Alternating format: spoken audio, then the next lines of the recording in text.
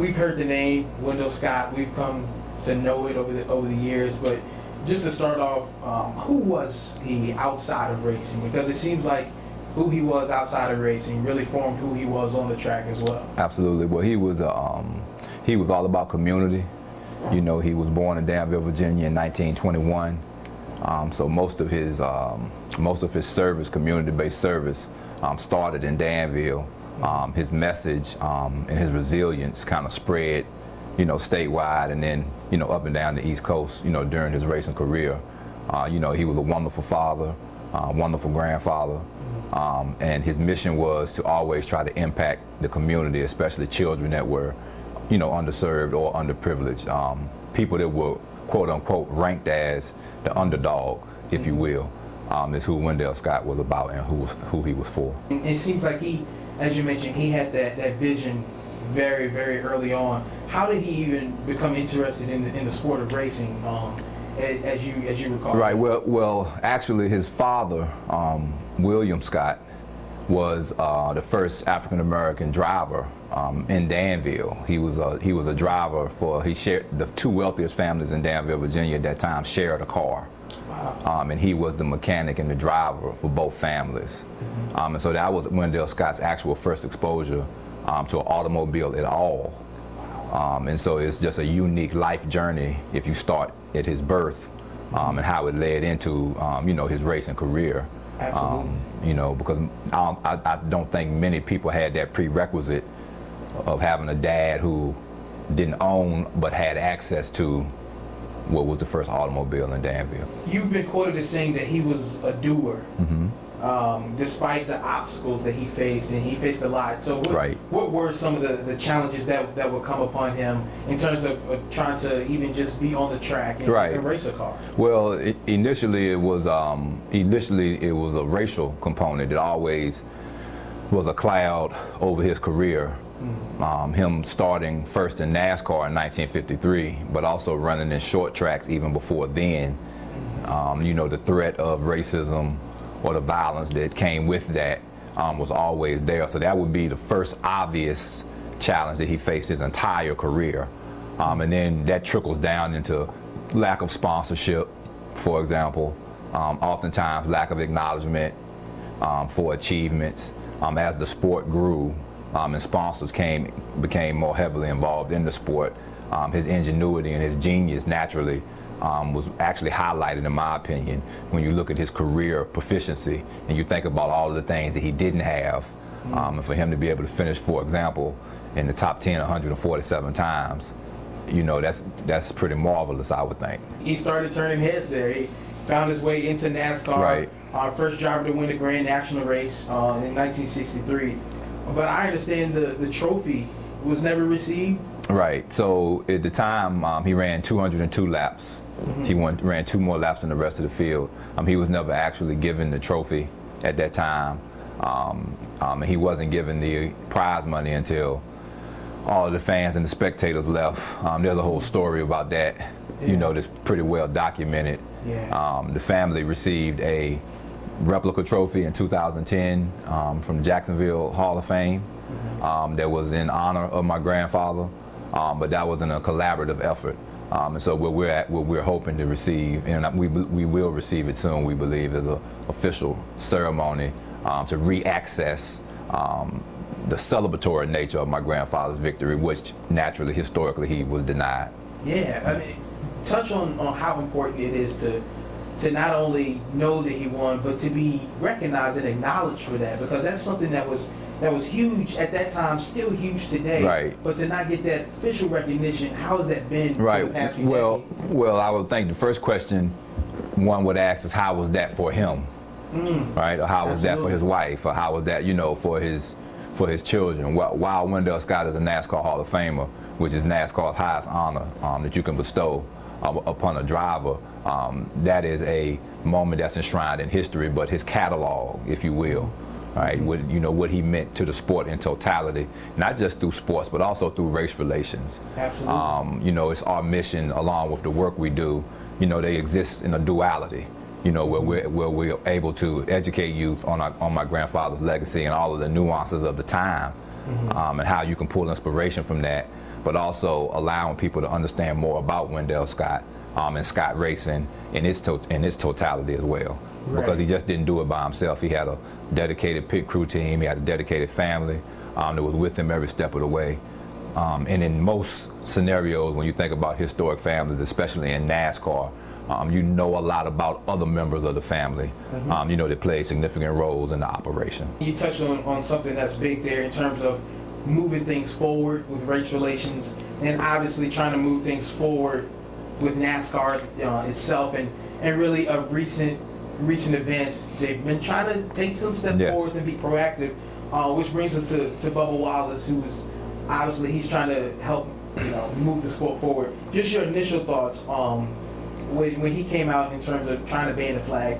Just your initial thoughts on his efforts to try and I guess bring awareness to NASCAR that perhaps some may not even have, that are currently with this generation today. Right. It's a unique combination of celebrity.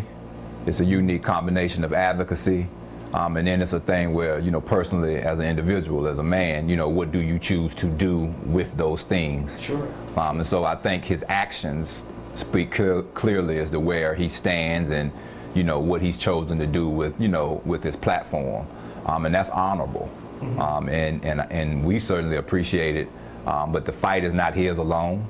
That is something that, in my opinion, should be a shared responsibility, especially amongst those within the NASCAR community that have existed successfully, that are African American, should all be allowed a platform and an ability to speak, tell their story, and empower others to join the sport and empower NASCAR in their efforts going forward.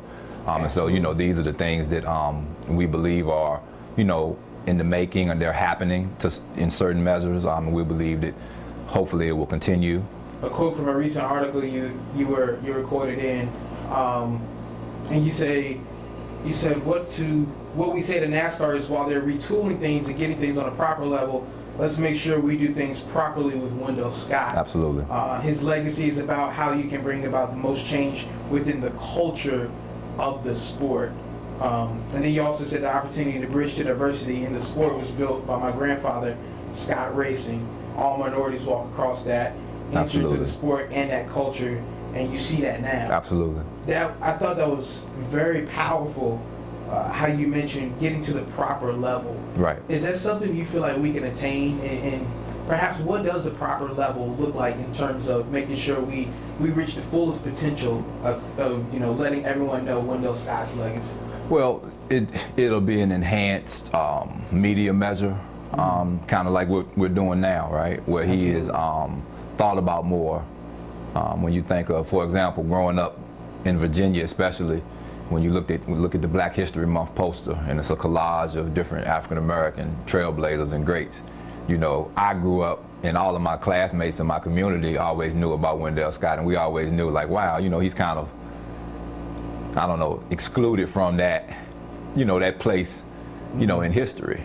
What can be done is a further engagement and a further, further acknowledgement of him, through the family, through the foundation, allowing us to explain the different nuances of his career, and the different nuances of him as a man. There are lots of things that took place on the way to the races, on the way from the races, within the pits as the race is going on. And a lot of those things don't have anything to do with the race. See, that's the part. Everything isn't about you versus me or me versus you. My grandfather's story has a healing component within it, that lives within any family structure, whether you believe in one thing, or the other. Yeah, and touch on that healing component, because I imagine that's the makeup of the foundation itself. Right. And really carrying this whole vision and this message forward in terms of reaching the community, changing the culture. Right. How are you guys carrying that out today with the foundation? Well, as I struggle with in this interview with you to be, politically correct, quote unquote, I'll be a little more direct with this. We don't see color. Okay, we see poor or not poor. Okay, we see have or have not. Our chosen interest, what we choose to invest our interest and our time in, is to impact those that are identified as such. And we say identify because we don't believe that's who they are, what that family is, or what that child is. That is exactly what we do. That is exactly who we do it for, because that is the blueprint to my grandfather's success. It was believing in himself and believing in the people that were around him. And it wasn't predicated upon him having a dynamic machinist / engineer, you know, from a factory-backed sponsor, you know, working on it. It was him working with his sons and people in the community and sharing his skill set and sharing his knowledge. And because of that, there's been a whole community here within the greater Danville area that had an opportunity to experience these things with him, you know, along the way. You know, so a lot of times, you know, when my grandfather would show up with his pit crew, for some communities, that would be the first group of African American men that they had seen that weren't performing a direct task in their community. Wow.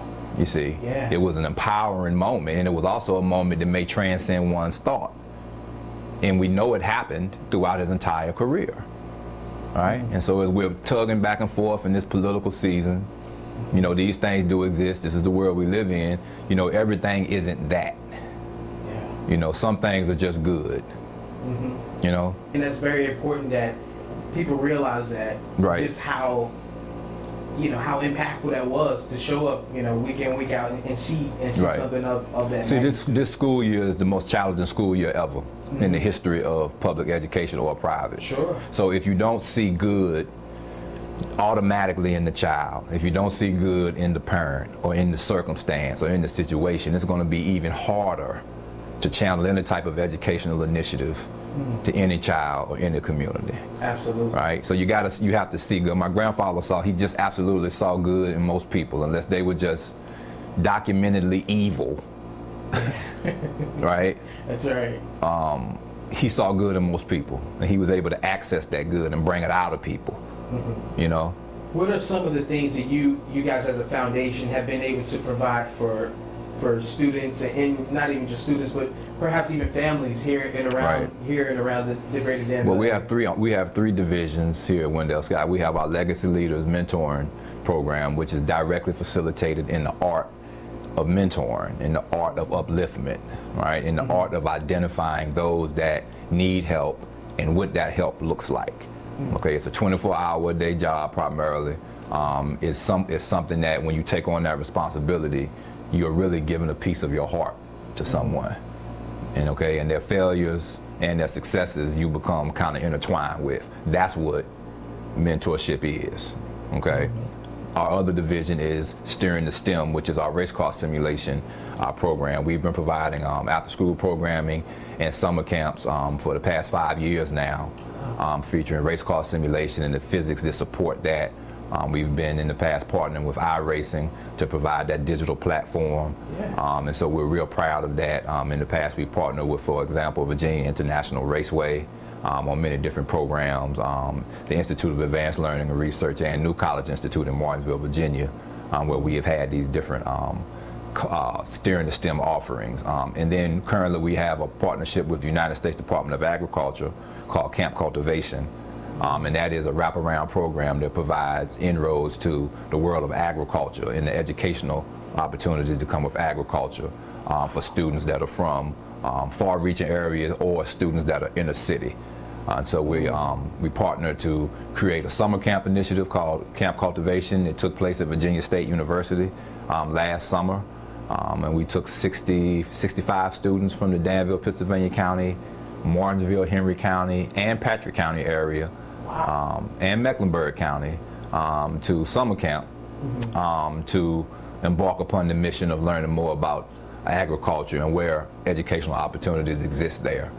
So these are some of our programs that we provide. And so we do a lot in the community with regards to that and making sure we tie in STEM education and exactly where it can lead.